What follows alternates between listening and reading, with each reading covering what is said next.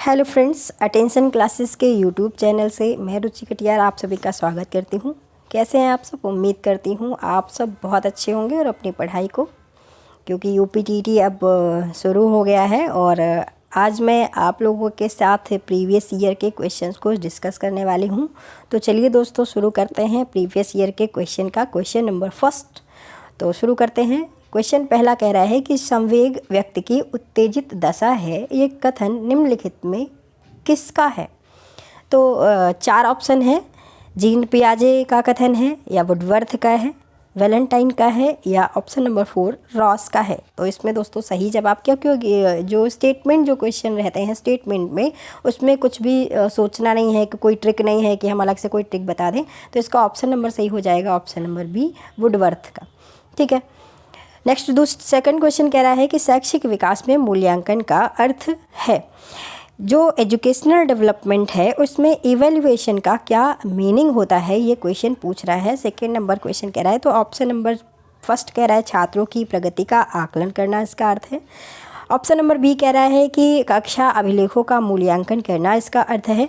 Option number सी कह रहा है कि कार्य निष्पादन का मूल्यांकन करना शैक्षिक विकास में मूल्यांकन का अर्थ है। और ऑप्शन नंबर डी कह रहा है ज्ञान क्षमता का मूल्यांकन करना शैक्षिक विकास में मूल्यांकन का अर्थ है। तो ऑप्शन दोस्तों इसमें सही हो जाएगा क्या? ऑप्शन नंबर डी, ज्ञान क्षमता का मूल्यांकन करना। एजुकेशनल डेवलपमेंट में शैक्षिक विकास में मूल्यांकन का अर्थ क्या है कि किसी बच्चे की नॉलेज की कैपेसिटी कितनी है वो जज करने के लिए हम बच्चों का क्या करते हैं, मूल्यांकन करते हैं। और ये ऑप्शन आपका सेकेंड नंबर का डी ऑप्शन सही हो जाएगा। क्वेश्चन नंबर थर्ड पे बढ़ते हैं। क्वेश्चन नंबर थर्ड कह रहा है, क्वेश्चन नंबर थर्ड कह रहा है कि पूर्वाग्रही किशोर, पूर्वाग्रह जो है, पूर्वाग्रही किशोर या किशोरी अपनी के प्रति कठोर होंगे। तो पूर्वाग्रही किशोर किशोरी किसके प्रति कठोर होंगे? क्या ऑप्शन नंबर ए है समस्या के प्रति, ऑप्शन नंबर बी है जीवन शैली के प्रति, ऑप्शन नंबर सी है संप्रत्यय के प्रति, और ऑप्शन नंबर डी कह रहा है वास्तविकता के प्रति। तो जो पूर्वाग्रही किशोर और किशोरियां हैं वो किसके प्रति कठोर होंगे? तो पूर्वाग्रही किशोर और जो किशोरियां हैं वो किसके प्रति कठोर होंगे? तो वो कठोर होते हैं अपनी समस्याओं के प्रति।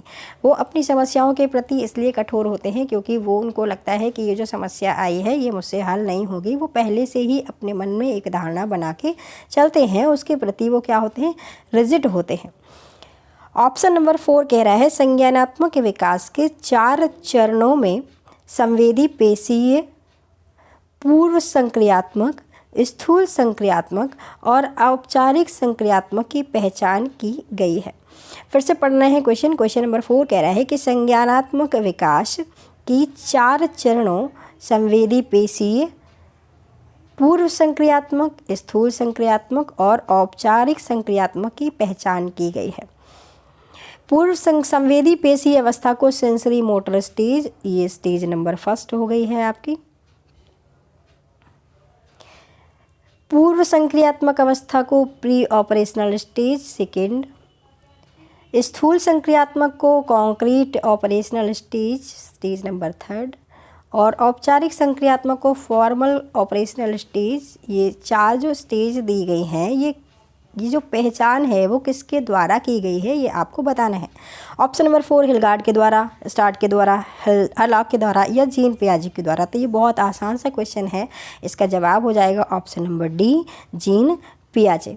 ठीक है, जीन पियाजे ने संज्ञानात्मक विकास के 4 चरण बताए हैं, 4 अवस्थाएं बताई हैं, जिसमें पहली अवस्था है संवेदी पेशीय अवस्था, सेकेंड है पूर्व संक्रियात्मक pre operational stage, third number पे है स्थूल संक्रियात्मक अवस्था या मूर्त संक्रियात्मक अवस्था कहते हैं, इसको बोलते हैं कॉन्क्रीट ऑपरेशनल स्टेज, और फोर्थ नंबर पे है औपचारिक या अमूर्त संक्रियात्मक अवस्था, इंग्लिश में उसको कहते हैं फॉर्मल ऑपरेशनल स्टेज या एब्स्ट्रैक्ट ऑपरेशनल स्टेट। ये सारी स्टेट जो हैं ये 4 किसने दी हैं? जीन पियाजे ने दी हैं। तो चलते हैं question number next, question number 5 पे। क्वेश्चन नंबर 5 कह रहा है कि कौन से गुण जो है वो अच्छे मानसिक स्वास्थ्य के नहीं हैं। एक गुड मेंटल हेल्थ के अंतर्गत कौन से कैरेक्टर है जो नहीं आता है और बाकी के आते हैं? तो ऑप्शन नंबर फर्स्ट कह रहा है नियमित जीवन, संवेगात्मक परिपक्वता से। ऑप्शन नंबर बी कह रहा है कि आत्मविश्वास और सहनशीलता। तो एक अच्छे गुड मेंटल हेल्थ में आत्मविश्वास होती है, सहनशीलता भी होता है। नेक्स्ट बात करें ऑप्शन नंबर सी, बहुत विनीत और स्वयं में सीमित। ऑप्शन नंबर डी है वास्तविकता की स्वीकृति, मतलब रियल को वो एक्सेप्ट करते हैं, तो बिल्कुल करते हैं। स्वमूल्यांकन मतलब सेल्फ एवेल्युएशन की एबिलिटी रखते हैं, बिल्कुल रखते हैं। क्या नहीं होता है दोस्तों? तो इनमें बहुत विनीत और स्वयं में सीमित नहीं होते हैं, मतलब कि ये इंट्रोवर्ट जो नेचर के होते हैं और बहुत ज़्यादा जो पोलाइट, बहुत ज़्यादा विनीत होते हैं, तो उनके लिए बहुत ज़्यादा मतलब उनका जो मेंटल हेल्थ है कहीं ना कहीं गड़बड़ रहता है, क्योंकि वो अपने विचारों को, स्वयं में सीमित का मतलब क्या है कि अपने में बहुत लिमिटेड बात करेंगे, दूसरों से बहुत ज़्यादा घुलना मिलना नहीं। तो इन लोगों के लिए मानसिक स्वास्थ्य कहीं ना कहीं थोड़ी बहुत समस्या पैदा करता है। तो ये आपका ऑप्शन नंबर सी सही हो जाएगा। नेक्स्ट बढ़ते हैं क्वेश्चन नंबर 6 की तरफ। क्वेश्चन नंबर 6 कह रहा है कि अधिगम अक्षमता, लर्निंग डिसेबिलिटी निम्नलिखित में किससे प्रभावित नहीं होती? क्वेश्चन कह रहा है कि लर्निंग डिसेबिलिटी निम्नलिखित में किससे प्रभावित नहीं होगी? तो इसका मतलब कह रहा है कि 3 से होगी और 1 से नहीं होगी। तो पहले हम होगी वाला छांट लें। तो कह रहा है आनुवंशिकता से प्रभावित होती है, बिल्कुल होती है। प्रशिक्षण और शिक्षण से प्रभावित होती है, बिल्कुल होती है। वातावरण से प्रभावित होती है, बिल्कुल होती है। और लर्निंग डिसेबिलिटी जो नहीं होती है वो किससे नहीं होती? राष्ट्रीयता से नहीं होती, मतलब नेशनैलिटी का लर्निंग डिसेबिलिटी से कोई लेना देना नहीं है। तो क्वेश्चन नंबर 6 का ऑप्शन नंबर डी सही हो जाएगा। चलते हैं नेक्स्ट क्वेश्चन पे। तो क्वेश्चन नंबर 7 पढ़ते हैं। क्वेश्चन नंबर 7 कह रहा है कि किस अधिगम मनोवैज्ञानिक ने बाल अधिगम विकास में पुरस्कार को महत्व नहीं दिया है? क्वेश्चन कह रहा है कि किस अधिगम मनोवैज्ञानिक ने, जो लर्निंग साइकोलॉजिस्ट है, उन्होंने लर्निंग जो चाइल्ड डेवलपमेंट जो है उसमें पुरस्कार को महत्व नहीं दिया है। तो पुरस्कार को महत्व में थॉर्नडाइक ने पुरस्कार को इम्पोर्टेंस दी है। पावलोव ने भी पुरस्कार को इम्पोर्टेंस दी है। बीएफ स्किनर ने तो पुरस्कार की जो सूची है वो बताई है, और जो नहीं दिया है वो गुथरी ने नहीं दिया है। तो गुथरी का जो अधिगम विकास सिद्धांत है, अधिगम का है, उस लर्निंग के जो थ्योरी है उसमें उन्होंने पुरस्कार को इम्पोर्टेंस नहीं दिया है। बाकी तीनों मनोवैज्ञानिकों ने पुरस्कार को इम्पोर्टेंस दी है। तो इसका ऑप्शन नंबर डी सही हो जाएगा। चलते हैं नेक्स्ट क्वेश्चन पे, क्वेश्चन नंबर 8।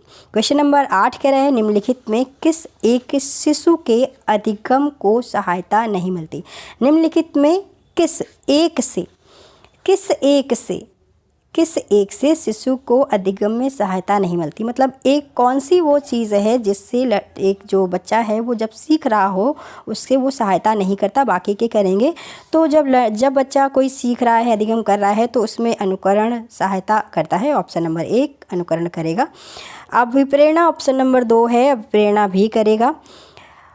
ऑप्शन नंबर सी जो है वो कह रहा है स्कूल का बस्ता, और ऑप्शन नंबर डी पुरस्कार। तो पुरस्कार भी उसके सीखने में मदद करेगा, इसको अनुकरण भी उसके सीखने में मदद करेगा, प्रेरणा भी सीखने में मदद करेगा, और जो स्कूल का बस्ता है वो सीखने में मदद नहीं करेगा। तो जो स्कूल का बस्ता है वो उसके सीखने में सहायता नहीं करता। तो ऑप्शन नंबर जो सी है वो इसका सही जवाब हो जाएगा। पूछा है नहीं करता है तो स्कूल का बस्ता इसका राइट आंसर हो जाएगा। चलते हैं नेक्स्ट क्वेश्चन पे। तो नेक्स्ट क्वेश्चन की बात करते हैं। नेक्स्ट क्वेश्चन कह रहा है क्वेश्चन नंबर 9, स्व केंद्र की अवस्था होती है पालक के कौन सी स्टेज ऐसी होती है, जो कौन सा एज ऐसा होता है, कौन सी आयु ऐसी होती है जिसमें बच्चा सेल्फ सेंटर्ड होता है? तो कौन सी स्टेज है? क्या वो जन्म से 2 वर्ष होता है? क्या वो 3 से 6 वर्ष होता है? ऑप्शन नंबर सी कह रहा है 7 वर्षता से किशोरावस्था तक बच्चे आत्म केंद्रित होते हैं, और ऑप्शन नंबर डी कह रहा है किशोरावस्था में सेल्फ सेंटर्ड होते हैं। नहीं, तो इसका जवाब जो सही हो जाएगा वो कौन सा हो जाएगा? 3 से 6 वर्ष में बच्चे कैसे होते हैं? सेल्फ सेंटर्ड होते हैं। तो ऑप्शन नंबर जो है वो बी आपका क्या हो जाएगा? स्व केंद्रित अवस्था, मतलब बच्चे अपने में ही मगने रहते हैं, अपने में ही हंस लिए, अपने में ही रो लिए, किसी से कोई मतलब नहीं। तो सेल्फ सेंटर्ड यहाँ पर हैं, बहुत ज़्यादा दुनियादारी से उनको लेना देना नहीं होता। सेल्फ सेंटर्ड है, किसी की बहुत ज़्यादा सुनते नहीं है, मतलब दुनियादारी से मतलब नहीं है। इसलिए यहाँ पर जो ऑप्शन नंबर बी है वो आपका राइट हो जाएगा। चलते हैं नेक्स्ट क्वेश्चन, क्वेश्चन नंबर 10 पे। तो क्वेश्चन नंबर 10 कह रहा है कि माँ बाप के साए से बाहर निकलने अपने साथी बालकों की संगत को पसंद करना संबंधित है। मतलब कि माता पिता की जो संरक्षण है, माता पिता का जो एरिया है, माता पिता के एरिया से बाहर निकलकर बच्चे अपने साथी बालकों की संगत को करना पसंद करते हैं। मतलब कि बच्चे अपने पीयर ग्रुप को बनाते हैं। कौन सा ग्रुप? Peer group. तो पीयर जो ग्रुप है, जिसको हम गैंग एज बोल देते हैं, गैंग एज। तो गैंग एज जो है वो किसकी विशेषता है? तो गैंग एज जो है वो किसकी है? उत्तर बाल। देखिए दोस्तों, यहाँ पर पूर्व किशोरावस्था और उत्तर बाल्यावस्था, ऑप्शन नंबर बी कह रहा है पूर्व किशोरावस्था से, और ऑप्शन नंबर सी कह रहा है उत्तर बाल्यावस्था से। तो यहाँ पर आपके जो आप जिसको टिक करेंगे वो है आपका उत्तर बाल्यावस्था, और इसको कई मनोवैज्ञानिकों ने पूर्व किशोरावस्था का भी नाम दिया है। तो हम टिक करेंगे उत्तर बाल्यावस्था, मतलब कि लेटर चाइल्डहुड। ठीक है, यहाँ पर क्या है कि जब लेटर चाइल्डहुड मतलब कि 12 वर्ष से ऊपर बच्चे जब आ जाते हैं तो वो साथी संगत, मतलब कि अपने जैसे लड़का है तो लड़कों से वो दोस्ती करे, मतलब लड़के उसके दोस्त बनने लगेंगे उसी सेम एज ग्रुप के। अगर कोई लड़की है उस एज में तो लड़की अपने दोस्तों के साथ में मतलब उनको संगत करना पसंद करने लगते हैं। तो वो उत्तर बाल्यावस्था की बात हो गई। ये जवाब यहाँ पर ऑप्शन नंबर आपका सही हो जाएगा सी। तो ये बात हो गई है 10वें क्वेश्चन की। क्वेश्चन नंबर चलते हैं हम लोग नेक्स्ट क्वेश्चन पे। क्वेश्चन नंबर पढ़ते हैं 11th। 11 नंबर क्वेश्चन कह रहा है कि मानसिक परिपक्वता की ऊंचाई को छूने के लिए प्रयत्नरत रहना संबंधित है। मतलब मेंटल मैच्योरिटी जो है उसकी ऊंचाइयाँ, जो हाईएस्ट जो कैपेसिटी है उसको प्राप्त करने के लिए प्रयत्नरत रहना संबंधित है किससे? कौन सी स्टेज है? तो क्या ऑप्शन नंबर ए कह रहा है किशोरावस्था से, ऑप्शन नंबर बी कह रहा है प्रौढ़ावस्था से, ऑप्शन नंबर सी कह रहा है पूर्व बाल्यावस्था से, और ऑप्शन नंबर डी कह रहा है उत्तर बाल्यावस्था से। तो कौन सी स्टेज ऐसी है जिसमें बच्चा अपनी मानसिक मैच्योरिटी को पूरा कर लेता है? तो ऑप्शन नंबर ए है किशोरावस्था से। ठीक है दोस्तों, तो इसका ऑप्शन नंबर ए सही हो जाएगा। क्वेश्चन नंबर 12 पढ़ते हैं। तो क्वेश्चन नंबर 12 कह रहा है सीखने का प्राथमिक मूलभूत नियम संबंधित है। मतलब कि लर्निंग का जो प्राइमरी लॉ है वो किसने दिया है? तो प्राइमरी जो लॉ है वो किससे संबंधित है? पहले तो ये इसका ऑप्शन बताना है, और ये आपका एक्स्ट्रा क्वेश्चन है कि किसने दिए हैं सीखने के मूलभूत नियम। तो ऑप्शन नंबर ए कह रहा है अभ्यासकार से, ऑप्शन नंबर बी कह रहा है सॉरी दोस्तों, ये क्वेश्चन ऑप्शन इधर उधर लग गए हैं। तो ऑप्शन नंबर बी कह रहा है कि परिणाम की अपेक्षा से, ऑप्शन नंबर सी कह रहा है प्रशंसा से, और ऑप्शन नंबर डी कह रहा है तत्परता से। ठीक है, तो इसका सही जवाब क्या होगा? अभ्यासकार से नहीं, प्रशंसा से नहीं, परिणाम की अपेक्षा से तो बिल्कुल नहीं, और इसका सही जवाब हो जाएगा किससे? तत्परता से। ठीक है, तो मूलभूत नियम प्राथमिक मूलभूत नियम क्या है? तत्परता से। देखिए दोस्तों, जब हम कोई काम सीखने के लिए तैयार होते हैं, मतलब कि पहले क्या करते हैं? तैयार करते हैं।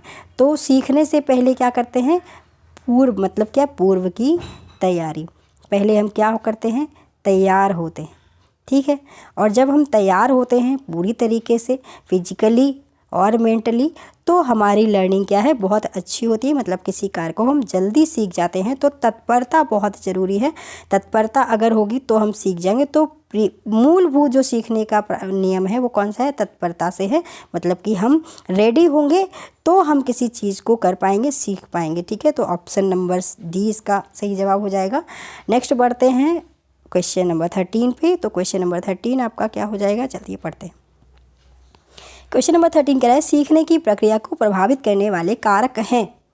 तो सीखने की प्रक्रिया को, लर्निंग प्रोसेस को इफेक्ट करने वाले जो फैक्टर्स हैं वो कौन कौन से हैं? अनुकरण है, ऑप्शन नंबर ए कह रहा है अनुकरण, ऑप्शन बी कह रहा है प्रतियोगिता, ऑप्शन सी कह रहा है प्रशंसा और निंदा, और ऑप्शन डी कह रहा है ये सभी। तो आसान सा क्वेश्चन है, इसका सही जवाब हो जाएगा ऑप्शन नंबर डी सभी। अनुकरण करता है, प्रतियोगिता भी करता है, प्रशंसा और निंदा तो करता ही करता है, और ये सभी फैक्टर हैं वो लर्निंग प्रोसेस को इफ़ेक्ट करते हैं। ठीक है। ऑप्शन नंबर 14 कह रहा है कि बालकों को सीखने में प्रेरणा को किस रूप में उपयोगी माना जाता है। ठीक है। अगर कोई बच्चा सीख रहा है तो उसमें जो मोटिवेशन है वो किस रूप में उपयोगी माना जाता है। ठीक है। बालक की वैयक्तिकता का आदर, जो प्रेरणा है वो किस रूप में है, तो बालकों की वैयक्तिकता का आदर करना है, पुरस्कार एवं दंड B option, option number C प्रशंसा एवं भर्त्सना, और ऑप्शन नंबर डी है उपरोक्त सभी। तो बालकों के सीखने में प्रेरणा को किस रूप में उपयोगी माना जाता है, तो जो इसका जवाब सही हो जाएगा कौन सा, तो बालक की वैयक्तिकता का आदर करना, पुरस्कार एवं दंड, प्रशंसा एवं भर्त्सना, और ऑप्शन नंबर डी है। तो इसका जवाब सही हो जाएगा ऑप्शन नंबर डी सभी। ठीक है। क्योंकि ये सभी रूपों में यूज़फुल है। जब हम इंडिविजुअल बच्चे को हम उसकी इंडिविजुअल उसकी रिस्पेक्ट करते हैं, उसके आधार पर बच्चे को हम पुरस्कार देते हैं और दंड भी देते हैं, प्रशंसा उसकी करते हैं, भर्त्सना का मतलब होता है निंदा करना, और इसके बाद में उपरोक्त सभी। तो सभी जो जितने भी आपके ये हैं वो बच्चों को सीखने में उपयोगी हैं, यूज़फुल टेक्निक्स हैं किसी बच्चे को सिखाने के लिए। तो आप पढ़ते हैं question number next. Question number से नेक्स्ट क्या करें, क्वेश्चन नंबर 15। क्वेश्चन नंबर 15 कह रहा है कि कक्षा में विद्यार्थियों को अधिगम के लिए प्रेरित करने हेतु किसी युक्ति का उपयोग आप नहीं कर सकते। तो क्या कह रहा है, उपयोग आप नहीं कर सकते। कक्षा में विद्यार्थियों को अधिगम के लिए प्रेरित करने हेतु किसी युक्ति का अनुप्रयोग आप नहीं कर सकते। मतलब कि कौन सी ऐसी टेक्निक है जिसका यूज एज ए टीचर होने के नाते क्लासरूम में आपको नहीं करना है। ठीक है। तो ऑप्शन नंबर ए कह रहा है कि छात्रों में स्वस्थ प्रतियोगिता स्थापित करना, सही बात है। ऑप्शन नंबर बी कह रहा है उन्हें आत्मगौरव की अनुभूति कराना। आत्मगौरव का मतलब होता है उनको खुद को प्रदर्शित करना है। ठीक। ऑप्शन नंबर सी कह रहा है उनकी अत्यधिक प्रशंसा करना, और ऑप्शन नंबर डी कह रहा है कि गतिविधि आधारित शिक्षण गतिविधियों का अनुप्रयोग करना। ठीक है। तो कौन सा नहीं करना है, तो क्या नहीं करना है, उनकी अत्यधिक प्रशंसा नहीं करनी है। ऑप्शन नंबर सी इसका सही जवाब हो जाएगा। ठीक है। देखो, छात्रों में स्वस्थ प्रतिस्पर्धा होगी तो मोटिवेशन होगा, बच्चे अच्छे से सीख पाएंगे, मोटिवेट होंगे। उन्हें आत्मगौरव की अनुभूति कराएंगे, वो कुछ अच्छा कर सकते हैं, तो उन्हें अगर ये लगेगा कि नहीं कि हाँ टीचर जो हैं उनको महसूस करा रहे हैं कि हाँ बहुत अच्छे हैं, तो ये भी इसका सही जवाब है। उनकी गतिविधि एक्टिविटी बेस्ड जो टीचिंग जो लर्निंग प्रोसेस है वो अगर यूज़ करेंगे तो भी बच्चे मोटिवेट होंगे। और अगर हम बच्चों की बहुत ज़्यादा, कोई टीचर अगर किसी बच्चे की बहुत ज़्यादा तारीफ़ कर देता है तो वो लूज़ हो जाते हैं, मतलब सीखने में बहुत ज़्यादा फिर ढीले हो जाते हैं, जिससे वो उनका जो लर्निंग प्रोसेस है वो धीमा हो जाता है। इस वजह से इसका जो सही जवाब हो जाएगा वो क्या है, उनकी अत्यधिक प्रशंसा करना। ये नहीं करना है एज ए टीचर होने के नाते। बाकी के जो तीनों ऑप्शन हैं वो सही हैं। चलिए दोस्तों, नेक्स्ट क्वेश्चन पढ़ते हैं। क्वेश्चन नंबर 15, बुद्धि एवं सृजनात्मकता में निम्नलिखित में किस प्रकार का सह संबंध पाया जाता है। बुद्धि मतलब इंटेलिजेंस और सृजनात्मकता का मतलब है क्रिएटिविटी। तो इंटेलिजेंस और क्रिएटिविटी का आपस में किस प्रकार का रिलेशन है ये पूछा गया है। ऑप्शन नंबर ए कह रहा है कि ऑप्शन नंबर ए कह रहा है धनात्मक संबंध होता है। ऑप्शन नंबर फिर से दोस्तों ये गड़बड़ हो गई है, ऑप्शन इधर उधर हो गए। ऑप्शन नंबर बी कह रहा है ऋणात्मक होता है। ऑप्शन नंबर सी है शून्य होता है संबंध, और ऑप्शन नंबर डी कह रहा है ये सभी। तो बुद्धि का धनात्मकता से जो संबंध होता है, तो जो इंटेलिजेंस होती है, बुद्धि जो है वो डायरेक्टली प्रोपोर्शनल टू है क्या, क्रिएटिविटी।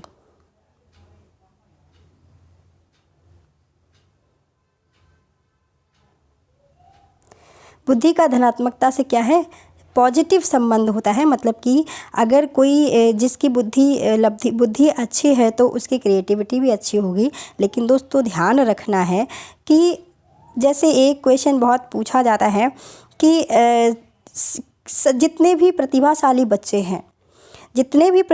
बच्चे हैं वो सृजनात्मक हो सकते हैं, लेकिन सभी सृजनात्मक बच्चे प्रतिभाशाली होंगे ये ज़रूरी नहीं है। क्योंकि जो क्रिएटिविटी है वो आईक्यू से रिलेट नहीं करती है, क्योंकि जो प्रतिमंद बुद्धि बच्चे हैं वो भी कभी कभी क्रिएटिव होते हैं, और जो प्रतिभाशाली हैं, जो गॉड गिफ्टेड हैं, एक्स्ट्रा ऑर्डिनरी चिल्ड्रन होते हैं, वो भी क्रिएटिव हो सकते हैं। तो ये कोई ज़रूरी नहीं है कि, लेकिन जो बुद्धि और सृजनात्मकता का जो संबंध है वो पॉजिटिव होता है, मतलब धनात्मक संबंध है, तो इसका ऑप्शन नंबर ए सही हो जाएगा। बढ़ते हैं नेक्स्ट क्वेश्चन की ओर, क्वेश्चन नंबर 17 की ओर। तो क्वेश्चन नंबर 17 हम लोग पढ़ते हैं आगे। क्वेश्चन नंबर 17 कह रहा है कि कक्षा में अनुशासन बनाए रखने के लिए सर्वाधिक प्रभावशाली उपाय क्या है। तो अगर कोई टीचर क्लास में डिसिप्लिन रखना चाहता है, क्या रखना चाहता है, डिसिप्लिन, तो कौन सी ऐसी टेक्निक होगी, जिससे कौन सा ऐसा तरीका होगा जो बहुत अच्छा होगा और डिसिप्लिन उसका बना रहेगा। अनुशासन ही छात्रों को कक्षा से बाहर निकाल देना, ऑप्शन नंबर ए कह रहा है अनुशासनहीन छात्रों को कक्षा से बाहर निकाल देना। ये नहीं करना है, ये गलत हो जाएगा, क्योंकि ये डिसिप्लिन ये तो गलत है, किसी बच्चे को आप पनिश नहीं कर सकते। ऑप्शन नंबर बी कह रहा है कि शिक्षण को रोचक एवं व्यवहारिक बनाना। ऑप्शन नंबर सी कह रहा है छात्रों के अभिभावकों को सूचित करना नहीं। अगर कोई बच्चा डिसिप्लिन तोड़ रहा है तो पहला तरीका ये नहीं है कि आप किसी बच्चे के पेरेंट को इन्फॉर्म करें। ऑप्शन नंबर की अनुशासनहीन छात्रों को विशिष्ट सुविधाएं प्रदान करना, स्पेशल फैसिलिटी प्रोवाइड करना, ये भी इसका सही जवाब नहीं है। तो ऑप्शन नंबर बी यहाँ पर दोस्तों सही हो जाएगा, शिक्षण को रोचक एवं व्यवहारिक बनाना। अगर कोई टीचर अपनी टीचिंग को बहुत ज़्यादा एकदम इंटरेस्टिंग वे में पढ़ा रहा है और बहुत ज़्यादा एकदम रियल अप्रोच में पढ़ा रहा है, तो ऐसा हो ही नहीं सकता कि बच्चे क्लासरूम में डिसिप्लिन तोड़ें। क्योंकि जब कोई कक्षा बहुत उनके मज़े की होती है, मतलब इंटरेस्टिंग होती है, तो बच्चे वैसे ही शांत होकर सुनते हैं, वो डिसिप्लिन में रहते हैं, क्योंकि वहाँ पर चीज़ें जो हैं वो रोचक हैं और रियल अप्रोच में पढ़ाई जा रही हैं, तो बच्चे उस डिसिप्लिन को नहीं तोड़ते। डिसिप्लिन तब टूटता है जब टीचर क्लास को बोरिंग तरीके से, मतलब अपनी टीचिंग को, पढ़ाई को, अपनी स्टडी को, जो भी वो पाठ्य जो विषय वस्तु पढ़ा रहा है वो रोचक तरीके से नहीं पढ़ा रहे हैं, और कोई ऐसे उदाहरण ले रहे हैं जो उनके वास्तविक जीवन को रिलेट नहीं करते, तो बच्चे बोर होने लगते हैं, जिस वजह से वो डिसिप्लिन तोड़ते हैं। तो अगर कोई टीचर अपनी टीचिंग मेथड से अच्छा, मतलब इंटरेस्टिंग तरीके से और रियलिस्टिक अप्रोच से पढ़ा रहा है, तो डिसिप्लिन बना रहेगा। क्वेश्चन नंबर 18 जो कह रहा है, क्वेश्चन नंबर 18 कह रहा है कि शैशवावस्था में बच्चों के क्रियाकलाप होते हैं। तो क्वेश्चन नंबर 18 का सही जवाब क्या होगा दोस्तों, क्या मूल्य प्रवर्त्यात्मक होते हैं। ऑप्शन नंबर बी कह रहा है संज्ञानात्मक होते हैं। ऑप्शन नंबर सी कह रहा है संरक्षित होते हैं। ऑप्शन नंबर डी कह रहा है संवेगात्मक होते हैं। तो शैशवावस्था में बच्चों के जो क्रियाकलाप हैं वो कैसे होते हैं, मूल प्रवृत्त्यात्मक होते हैं। मतलब इनका जो व्यवहार है वो किस पर आधारित होता है, मूल प्रवृत्ति पर आधारित होता है। और आपको पता है कि मूल प्रवृत्ति का सिद्धांत किसने दिया है, मैकडूगल ने दिया है। ठीक है, शैशवावस्था में बच्चों के क्रियाकलाप कैसे होते हैं, मूल प्रवृत्त्यात्मक होते हैं। तो इसका जवाब सही हो जाएगा ऑप्शन नंबर ए, मूल प्रवृत्त्यात्मक व्यवहार होते हैं किसके, शैशवावस्था में, मतलब इन्फेंसी स्टेज में बच्चों के जो क्रियाकलाप हैं वो मूल प्रवृत्त्यात्मक होते हैं। और मूल प्रवृत्ति का सिद्धांत किसने दिया है दोस्तों, तो मूल प्रवृत्ति का सिद्धांत दिया है विलियम मैकडूगल ने, जिन्होंने 14 मूल प्रवृत्ति दी हैं, कितनी 14, और संवेग भी दिए हैं कितने 14। ठीक है, तो प्रत्येक मूल प्रवृत्ति के साथ क्या जुड़ा है, संवेग जुड़ा है, ये बात आपको ध्यान रखनी है। पढ़ते हैं नेक्स्ट क्वेश्चन पे, क्वेश्चन नंबर 19। क्वेश्चन नंबर 19 कह रहा है कि जिन विद्यार्थियों में समेकित शिक्षा, जिन विद्यालयों में समेकित शिक्षा दी जाती है उसके शिक्षकों को किस विशेष क्षेत्र में प्रशिक्षित करना चाहिए। मतलब कि ऐसे जो स्कूल जो समेकित शिक्षा देते हैं, समावेशी शिक्षा देते हैं, तो वहाँ के जो टीचर हैं उनको कौन सी एक स्पेशल ट्रेनिंग दी जानी चाहिए। तो ये आपको बताना है। ऑप्शन कह रहा है, ऑप्शन नंबर ए, विशेष आवश्यकता वाले बच्चों को पहचान करने का प्रशिक्षण देना चाहिए। ऑप्शन नंबर बी कह रहा है व्याख्यान विधि द्वारा प्रशिक्षण देना चाहिए। ऑप्शन नंबर सी कह रहा है कि क्रियात्मकता के साथ शिक्षण कराना चाहिए, मतलब कि बहुत ज़्यादा, मतलब क्रिएटिव वे से उनको सिखाएं। और ऑप्शन नंबर डी कह रहा है इनमें से कोई नहीं, नन ऑफ दीज।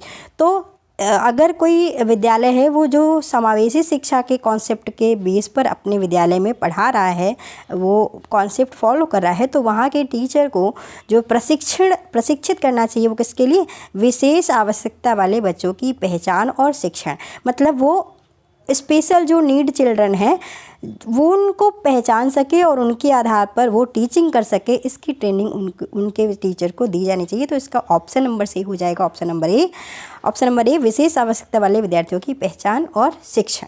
ठीक है, चलते हैं next question number 20। Question number 20 क्या कह रहा है दोस्तों, निम्नलिखित में किस समूह के बच्चों को समायोजन की समस्या होती है। कौन से ऐसे बच्चे, कौन सा ऐसा ग्रुप है निम्नलिखित में 4 ऑप्शन में जिनको एडजस्टमेंट में प्रॉब्लम रहती है। ऑप्शन नंबर ए कह रहा है कि औसत बुद्धि लब्धि वाले बच्चों में समावेशन की समस्या होती है। ऑप्शन नंबर बी कह रहा है कि ग्रामीण बच्चों में समायोजन की समस्या होती है। ऑप्शन नंबर सी कह रहा है अध्ययनशील जो पढ़ाई करते हैं पढ़ाकू वाले बच्चे, उनमें समस्या होती है। या ऑप्शन नंबर जो डी कह रहा है कुशाग्र बुद्धि लब्धि वाले बच्चों में समस्या होती है समायोजन की। तो ऑप्शन नंबर यहाँ पर क्या सही हो जाएगा, ऑप्शन नंबर डी सही हो जाएगा। ऑप्शन नंबर डी, कुशाग्र मतलब जो प्रतिभाशाली बच्चे होते हैं उनको एडजस्टमेंट में दिक्कत आती है। क्यों? क्योंकि वो स्पेशल स्टडी चाहते हैं और एक सामान्य कक्षा में प्रतिभाशाली बच्चों को एडजस्टमेंट करने में थोड़ी सी समस्या आती है, क्योंकि वो थोड़ा अपर लेवल का पढ़ना चाहते हैं। और एक जो सामान्य सी कक्षा है जहाँ पर औसत बुद्धि वाले बच्चे बैठे हैं उनको वहाँ पर एडजस्टमेंट करने में थोड़ी बहुत प्रॉब्लम आती है। तो यहाँ पर ऑप्शन सही हो जाएगा ऑप्शन नंबर डी, कुशाग्र बुद्धि वाले बच्चे। कुशाग्र को हम क्या बोलते हैं, प्रतिभाशाली बोलते हैं। ठीक है, जिनका बुद्धि लब्धि कितना होता है 120+ से ऊपर होता है, वो क्या कहलाते हैं, प्रतिभाशाली बच्चे कहलाते हैं। चलते हैं नेक्स्ट क्वेश्चन नंबर 21। तो क्वेश्चन नंबर 21 की ओर बढ़ते हैं। क्वेश्चन नंबर 21 क्या कह रहा है, किसी शिक्षक को यदि यह लगता है कि उसका एक विद्यार्थी जो पहले विषय वस्तु को भली प्रकार सीख रहा था उसमें स्थिरता आ गई है, तो शिक्षक को इसे अब बताना है। ऑप्शन नंबर ए कह रहा है कि सीखने की प्रक्रिया की स्वाभाविक स्थिति मानना चाहिए। मतलब जो स्टेबिलिटी आ गई है सीखने की प्रक्रिया में, तो वो शिक्षक उसको किस रूप में माने। ठीक है, ये बात यहाँ पर पूछी जा रही है। तो ए कह रहा है कि सीखने की प्रक्रिया की स्वाभाविक स्थिति मानना चाहिए टीचर को। ऑप्शन नंबर बी कह रहा है कि विषय वस्तु को स्पष्टता से पढ़ाना चाहिए। ऑप्शन नंबर सी कह रहा है विद्यार्थियों को प्रेरित करना चाहिए। और ऑप्शन नंबर डी कह रहा है उपचारात्मक शिक्षण करना चाहिए।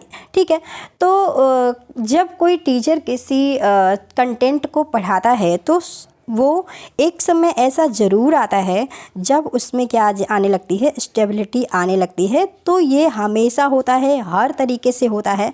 तो इसको हम कैसे निपटें, तो ये जो है ये एक शिक्षक को सीखने की एक स्वाभाविक प्रक्रिया मानना चाहिए और ये होता ही है। और जब स्थिरता आ जाती है तो उसको हम क्या कहते हैं, उसको हम क्या कहते हैं दोस्तों, पठार कहते हैं। ठीक है, और पठार जो है वो सीखने की प्रक्रिया का क्या है, एक अभिन्न हिस्सा है। ये होता ही होता है। आप कभी भी जब नया कुछ सीख रहे होंगे, जब भी सीख रहे होंगे, तो एक समय ज़रूर ऐसा आएगा कि आप कुछ भी ऐसा लगेगा कि एकदम फिक्स हो गया, आप कुछ भी और ज़्यादा नहीं पढ़ा जा रहा है, या हमारा जो ग्राफ है वो रुक गया है, वो आगे नहीं बढ़ रहा है। तो इसको हम क्या कहते हैं, लर्निंग में प्लेटू का बनना कहते हैं, जिसको हम पठार कहते हैं। तो ये बात दोस्तों याद रखनी है। तो इसका जवाब सही हो जाएगा क्या, इसका जवाब सही हो जाएगा सीखने की प्रक्रिया की स्वाभाविक स्थिति मानना चाहिए। चलिए दोस्तों क्वेश्चन नंबर 22 देखते हैं। 22 कह रहा है कि अपनी कक्षा के एक विद्यार्थी की प्रवृत्ति को यदि शिक्षक बदलना चाहता है। एक कोई क्लासरूम है, उसमें एक स्टूडेंट है, उसका कोई एक मान लीजिए प्रवृत्ति है, वो एक प्रवृत्ति को शिक्षक क्या करना चाह रहा है, बदलना चाह रहा है। तो उस टीचर को क्या करना चाहिए उस स्थिति में कि उस बच्चे की जो प्रवृत्ति है वो बदल जाए। ठीक है, तो ऑप्शन पढ़ते हैं। ऑप्शन नंबर फर्स्ट कह रहा है, ऑप्शन नंबर ए, विद्यार्थी के साथ कड़ाई से पेश आना होगा। ऑप्शन नंबर बी कह रहा है कक्षा के अन्य विद्यार्थियों को उससे ना जानने योग्य दूरी बनाए रखने के लिए कहना होगा। ऑप्शन नंबर सी कह रहा है कि उसके समूह के सभी सदस्यों की प्रवृत्ति बदलनी होगी। और ऑप्शन नंबर डी कह रहा है कि विद्यार्थियों को पढ़ने के प्रति प्रेरित करना होगा। तो इसका सही जवाब क्या हो जाएगा? देखिए दोस्तों, इसका सही जवाब हो जाएगा क्या? Option number C. Option number C, उसके समूह के सभी सदस्यों की प्रवृत्ति बदलनी होगी। ठीक है, देखिए दोस्तों, जब क्लासरूम में किसी एक बच्चे की आदत को, किसी एक बच्चे की प्रवृत्ति को हमें बदलना होता है, किसी भी टीचर को अगर बदलना है, तो उस क्लासरूम में जितने भी उसके ग्रुप के बच्चे होते हैं या उस पूरे जो समूह का जो सदस्य है, उस सभी सदस्यों की उस प्रवृत्ति को बदलना होता है, ताकि वो जब वो दूसरे को देखेगा कि ये सब ऐसा नहीं कर रहे हैं, तो वो खुद भी अपनी प्रवृत्ति में चेंजमेंट कर लेगा। ठीक है, तो ये कहा जाता है कि अगर कोई बच्चे की देर आने की प्रवृत्ति को अगर हमें छुड़वाना है, तो जितने भी उसके क्लासरूम के और साथ में टीचर को भी समय से आने की हैबिट को डालना होगा, ताकि वो अपनी लेट आने की प्रवृत्ति को छोड़ सके। तो सबसे अच्छा जवाब क्या हो जाएगा? उसके समूह के सभी सदस्यों की प्रवृत्ति को बदलना होगा, तभी वो उस बच्चे की प्रवृत्ति को टीचर चेंज कर सकता है। ठीक है दोस्तों, तो ऑप्शन नंबर सी इसका सही जवाब हो जाएगा। चलते हैं नेक्स्ट क्वेश्चन पे, क्वेश्चन नंबर 23 पे। क्वेश्चन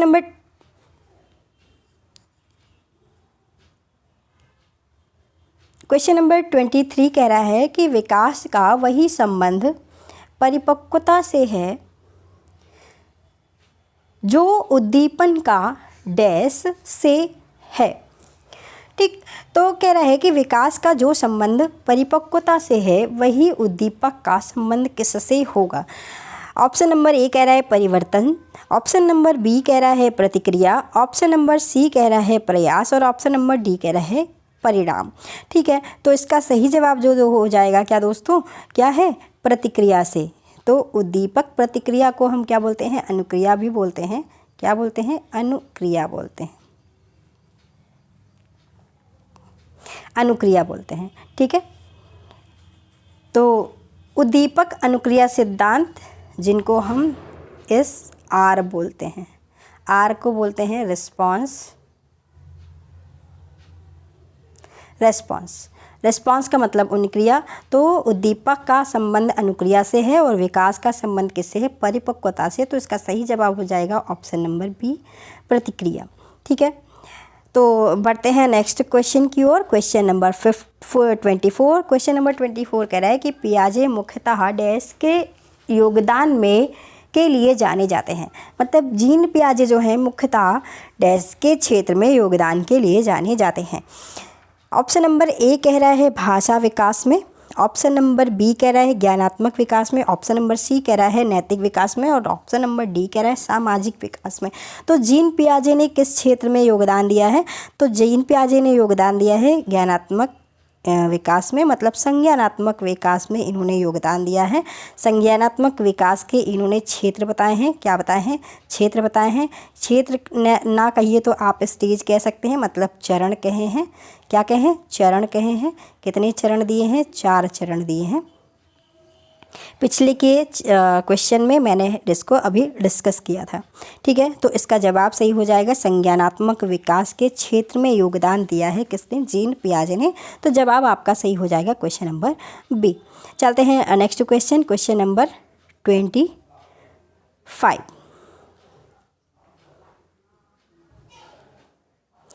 क्वेश्चन नंबर 25 कह रहा है कि जब कभी 2 या अधिक व्यक्ति एक साथ मिलते हैं और एक दूसरे को प्रभावित करते हैं, तो वे एक सामाजिक समूह का निर्माण करते हैं। यह कथन ऑप्शन नंबर ए कह रहा है आंशिक रूप से सत्य है, ऑप्शन नंबर बी कह रहा है सत्य है, ऑप्शन नंबर सी कह रहा है कदाचित सत्य है, और ऑप्शन नंबर डी कह रहा है असत्य है।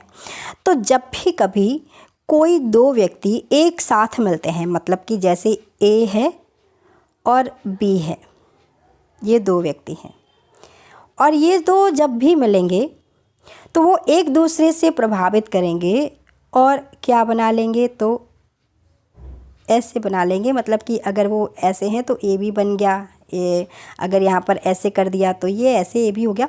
और वे एक ग्रुप बना लेते हैं, मतलब क्या हो गया है, जैसे यहाँ पर अगर सी जोड़ देंगे तो ए बी सी हो जाएगा, ऐसे कर देंगे तो ये ग्रुप बना लेते हैं। तो ये कह रहा है कि जब भी कोई दो व्यक्ति एक दूसरे से मिलेंगे, बात करेंगे, तो वो ज़रूर एक दूसरे को प्रभावित करेंगे। और ये बात पूरी तरीके के क्या है, सत्य है, बिल्कुल सही है कि वो ऐसा हो ही नहीं सकता कि आप एक दूसरे से मिले और आप उनकी बातों से, उनके चाल ढाल से, उनके रहन सहन से और उनकी पर्सनालिटी से इफ़ेक्ट ना हो, ऐसा संभव ही नहीं है। तो इसका जवाब सही हो जाएगा ऑप्शन नंबर बी, पूर्णतः क्या है, सत्य है, बिल्कुल सही बात है। चलिए दोस्तों, क्वेश्चन नंबर 26 डिस्कस करते हैं। शिक्षण प्रक्रिया में निम्नलिखित में किसका भली प्रकार ध्यान रखना चाहिए। भली प्रकार का मतलब होता है अच्छी तरह से। तो जो टीचिंग प्रोसेस है उसमें हम कोई टीचर किसका सबसे अच्छे तरीके से ध्यान रखना चाहिए, विद्यार्थियों की सक्रिय सहभागिता का। ऑप्शन नंबर बी कह रहा है अनुशासन और नियमित उपस्थिति का। ऑप्शन नंबर सी कह रहा है गृह कार्य की जांच में लगन का। और ऑप्शन नंबर डी कह रहा है विषय वस्तु का कठिनाई स्तर का। तो शिक्षण की प्रक्रिया में किस चीज़ का सबसे अच्छे तरीके से ध्यान रखना चाहिए, तो ऑप्शन नंबर ए किसका, विद्यार्थियों की सक्रिय सहभागिता का। क्योंकि जब तक कोई क्लास में बच्चे एक्टिव नहीं होंगे, कैसे नहीं होंगे, एक्टिव नहीं होंगे, तब तक वो क्लासरूम बहुत अच्छे से उनको समझ में नहीं आएगी। मतलब अगर वो सक्रिय हैं तो भी कक्षा अच्छी है। और किसी भी टीचर को इसके लिए बहुत ध्यान रखना चाहिए कि बच्चे उस अधिगम प्रक्रिया में सक्रिय रूप से भाग सकें। तो इसका जवाब हो जाएगा क्या, अधिगम की प्रक्रिया में सक्रिय सहभागिता, भाग लें, ये ज़रूरी है, यही मस्ट है। तो जवाब नंबर ए सही हो जाएगा, ऑप्शन नंबर ए सही है। नेक्स्ट बात करते हैं क्वेश्चन नंबर 27 की। क्वेश्चन नंबर 27 कह रहा है कि निम्नलिखित व्यक्तियों में कौन अपने बच्चों की आंतरिक प्रेरणा दे रहा है। मतलब कि कौन अपने बच्चों को, यहाँ पर मात्रा में मिस्टेक है तो आप यहाँ पर को कर लीजिएगा, को। पहला ऑप्शन कह रहा है कि फादर रॉबर्ट अपनी कक्षा के उन बच्चों को चॉकलेट देते हैं जो अच्छा व्यवहार करते हैं। फादर रॉबर्ट एक टीचर हैं, वो अपनी क्लासरूम में उन बच्चों को चॉकलेट देते हैं जो अच्छा प्रदर्शन करते हैं, मतलब गुड बिहेवियर करते हैं।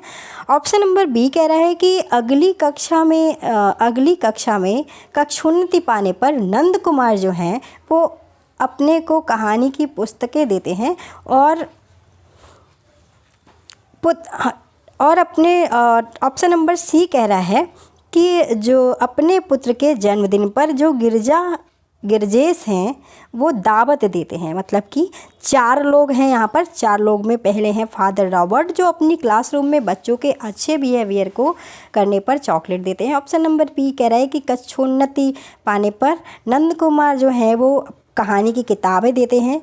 और ऑप्शन नंबर सी है उसमें अपने पुत्र के जन्मदिन पर जो गिरजेश कुमार हैं वो दावत देते हैं। और ऑप्शन नंबर बी कह रहा है कि विज्ञान विषयों में सर्वोत्तम अंक प्राप्त पाने पर राकेश कुमार अपने पुत्र की प्रशंसा करते हैं। तो यहाँ पर पूछा गया है कि बच्चे अपने कौन से जो व्यक्ति हैं वो अपने बच्चे को आंतरिक रूप से प्रेरणा दे रहे हैं, मतलब इंटरनली मोटिवेट कर रहे हैं। तो इसका जो सही जवाब हो जाएगा वो ऑप्शन नंबर डी, क्या कि वो प्रशंसा कर रहे हैं। प्रशंसा का मतलब क्या है, ये क्या है, आंतरिक रूप से। और बाकी जितने हैं वो क्या है, बाहर रूप से। चॉकलेट देना क्या है, वाह है। किताबें देना क्या है, वाह है। दावत देना क्या है, वाह है। और प्रशंसा करना क्या है, बाहरी रूप से, मतलब इंटरनली मोटिवेट कर रहे हैं, आंतरिक रूप से प्रशंसा दे रहे हैं। इसलिए ये जवाब क्या हो जाएगा, सही, ऑप्शन नंबर डी। ठीक है, चलते हैं नेक्स्ट क्वेश्चन पे। क्वेश्चन नंबर 28, बच्चों के सामाजिक विकास में, सोशल डेवलपमेंट में डैश का विशेष महत्व है। किसका विशेष महत्व है? ऑप्शन नंबर ए खेल का, ऑप्शन नंबर बी है बाल साहित्य का, ऑप्शन नंबर सी है दिनचर्या का और ऑप्शन नंबर डी है संचार माध्यम का। तो किसी भी बच्चे के जो सोशल डेवलपमेंट में जो खेल है, क्या है, खेल है, वो जो है वो उसका विशेष महत्व होता है। जब कोई बच्चा खेलता है, क्या करता है, खेलता है तो खेलते समय वो क्या करता है? वो क्या करता है? मदद करता है एक दूसरे की। क्या करता है? मदद करता है। वो क्या करता है? एक दूसरे से अपनी बातों का क्या करता है? साझा करता है। वो क्या करता है? साझा करता है। वो क्या करता है? नेतृत्व करता है। तो ये जितनी चीज़ें हैं वो सामाजिक विकास में हैं, इसलिए ये जवाब क्या हो जाएगा? सही ऑप्शन नंबर ए, खेल। खेल इज़ द राइट आंसर 28 का। और चलते हैं 29 पे। क्वेश्चन नंबर 29 क्या कह रहा है? क्वेश्चन नंबर 29 कह रहा है कि भाटिया बैटरी का प्रयोग निम्नलिखित में किसके परीक्षण हेतु किया जाता है? तो भाटिया बैटरी जो टेस्ट है वो किसके परीक्षण के लिए किया जाता है? ऑप्शन नंबर ए कह रहा है व्यक्तित्व के लिए, ऑप्शन नंबर बी कह रहा है बुद्धि के लिए, ऑप्शन नंबर सी कह रहा है सृजनात्मकता के लिए, या ऑप्शन नंबर डी कह रहा है अभिव्यक्ति के लिए। तो ऑप्शन नंबर जो इसका सही जवाब हो जाएगा ऑप्शन नंबर बी, बुद्धि के लिए। भाटिया बैटरी का जो टेस्ट है वो दिया था किसने? CM भाटिया ने। किसने दिया है? CM भाटिया ने। किसने दिया है? CM भाटिया। पूरा नाम क्या है? चंद्र मोहन भाटिया। क्या नाम है? चंद्र मोहन भाटिया, जिन्होंने बुद्धि परीक्षण से संबंधित एक टेस्ट बनाया था और इसका प्रयोग होता है बुद्धि के मापन में। तो ये इसका राइट आंसर हो जाएगा ऑप्शन नंबर बी, बुद्धि, इंटेलिजेंस। ठीक है। और CM भाटिया का पूरा नाम क्या है? चंद्र मोहन भाटिया। ठीक है। नेक्स्ट बात करते हैं और लास्ट आज का क्वेश्चन नंबर 30 कह रहा है कि कोहल वर्ग का विकास सिद्धांत किससे संबंधित है? जो कोहल वर्ग जो मॉरल डेवलपमेंट थ्योरी है, कोहल वर्ग का जो विकास सिद्धांत है वो किससे रिलेट करता है? तो ऑप्शन नंबर ए भाषा विकास, ऑप्शन नंबर बी संज्ञानात्मक विकास, ऑप्शन नंबर सी नैतिक विकास और ऑप्शन नंबर डी है सामाजिक विकास। तो कोहल वर्ग की थ्योरी जो है वो किससे रिलेट करती है? तो वो है नैतिक विकास सिद्धांत। नैतिक विकास तो बहुत ज़्यादा पूछा जाता है, चाहे वो सेंट्रल TD हो, UP TD हो, ऑल स्टेट टेट हो या DSSB हो, नवोदय हो, केंद्रीय विद्यालय, कितने भी एग्ज़ाम जो टीचर की वैकेंसी के लिए निकलते हैं, शिक्षक भर्ती के लिए या UP TD के लिए, उन सभी में एक क्वेश्चन कोहल वर्ग से जरूर रहता है। तो इन्होंने मॉरल डेवलपमेंट थ्योरी दी है। क्या दी है? Moral development theory.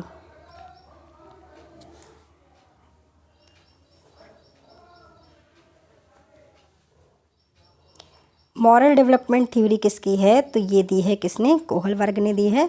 और कोहल वर्ग का विकास सिद्धांत है वो किससे संबंधित है? नैतिक विकास से।